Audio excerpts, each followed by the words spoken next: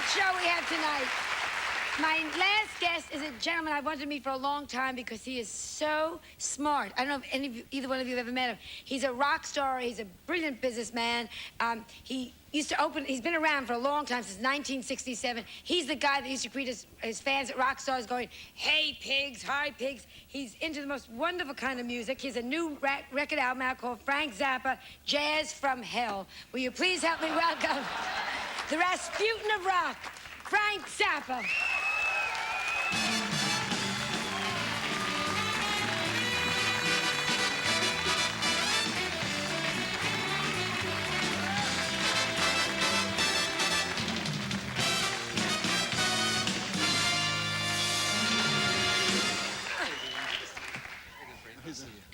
I am thrilled to meet you.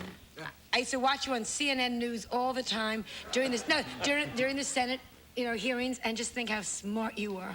Smart, smart, smart. Did you come from a smart family? Sort of, yeah. Yeah. What'd your parents do? My father was a barber, and then he was a teacher, and then he worked aerospace, and then he had a heart attack. And then didn't work anymore, or? On and off, Yeah. And your mother? She was a librarian once. So smart. Yeah. Yeah. Can I say something? Uh-oh. 2 things.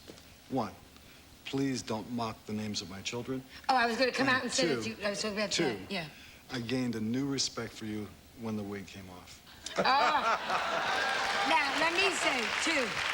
Well, this is her weekend show. This is my weekend show. I wouldn't mean... It was fabulous. I wouldn't ever mock your children. I did it because I think they're both wonderful and very talented, and we've asked both of them to come on, so you know that. But why... Dweezil's here, by the way. Is she? Oh, can he I know. I was thinking, because I was going to say, because... But now, why did you pick those kind of names? Didn't you know that would be a challenge for them? It's the last name that gets you in trouble. Not when you're in 2nd grade. Consider the beauty of a name like Ralph.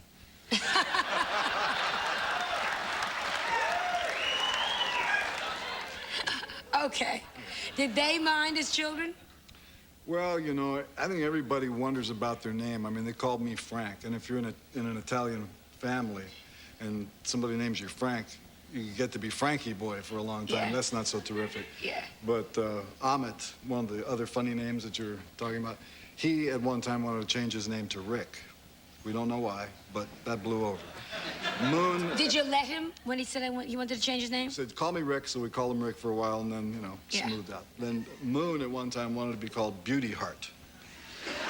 Now, that lasted a little bit and then went away, but Dweezil was an exception because when Dweezil was born, he was born natural childbirth, and that was at the Presbyterian Hospital here in Los Angeles. So when Gail was checking in, she was ready to deliver, you have to do all the paperwork and, all that stuff, and this woman wanted to know what we're going to call the child, and I said, Dweezil.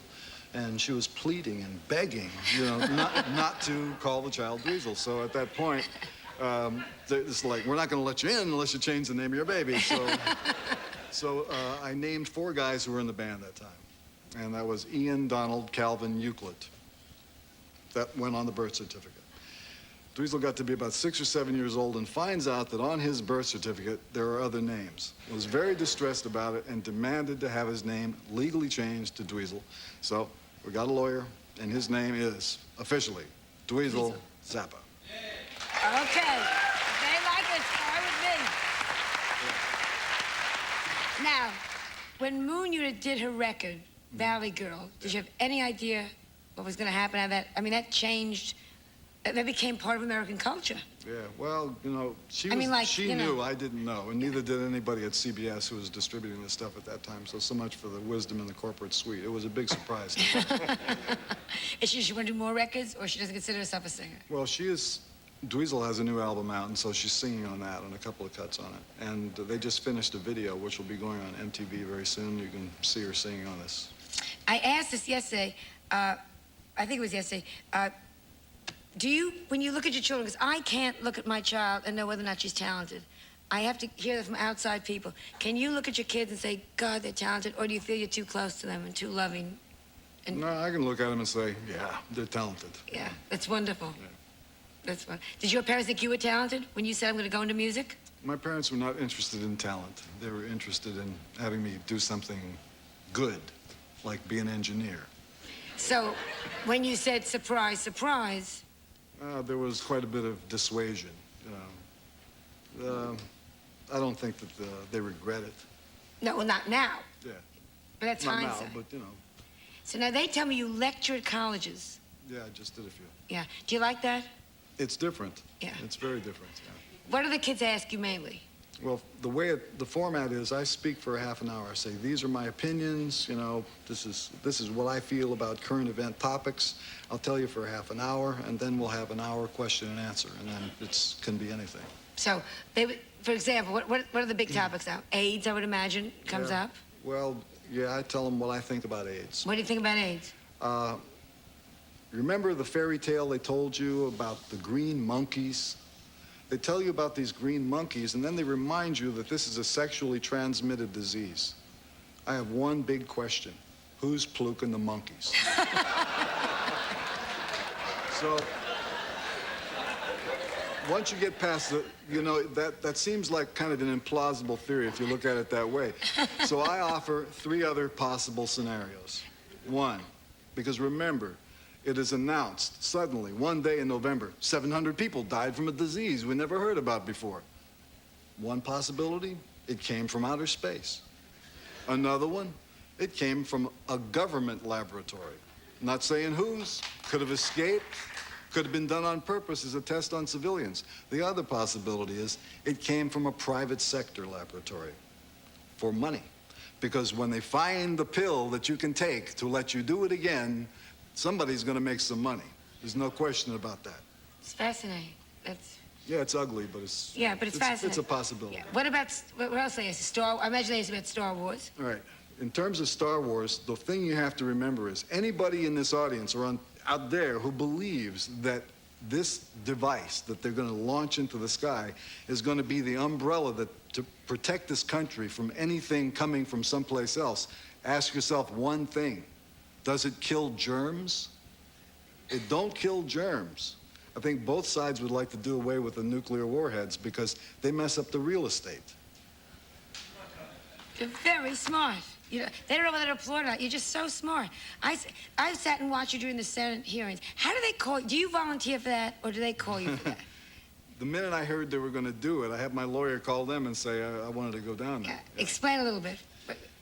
I started... For the 3 people that don't know what we're talking about. It began with an invitation to debate Candy Stroud on the CBS Night Watch News. I think it was last August. And I'd never heard that anybody was claiming that rock and roll lyrics were causing all these problems. I mean, it baffled me.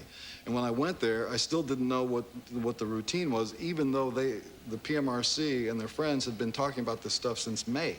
So they gave me the clipping of the article that the woman had written, and I debated her. Now, we're in a room with 50 people. It's a live audience, live debate. It was supposed to be live on tape. It was supposed to be 1 hour long. What they did was they cut the thing down when it finally went on the air. She had her own children sitting in the audience and winds up reciting in front of them all the things that she felt should have been hidden from them. And then after the show, wanted to have her picture taken with me and the children.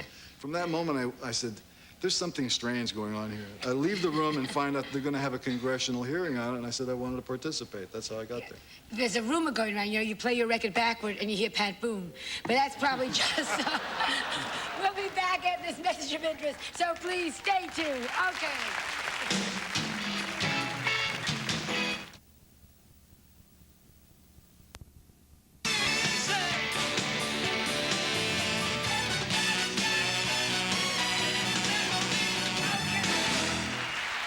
Terrific week this has been. My guests on Monday will be Janet Leigh, Family Ties, Michael Gross, country star Eddie Rabbitt, and the man who paid $10 to find the largest star sapphire in the whole world, which is over $2 million. Bang! Coming up during the rest of I'm going to commit suicide, but I still love my bracelet. Coming up during the week, we're going to have Charlton Heston and Vanna White and, just a lot of other people. Robert Conrad. I want to thank you 3 so much. Willard Scott, what can I tell you? Please come back. Thank you for my bracelet. Chuck Norris, Firewalker, which opened today. I know you'll do very well. Frank Zappa, Jazz from Hell. And the Bangles, Different Light. Good night, and thank you all. Have a great weekend. Good night. Wardy of Newport Beach.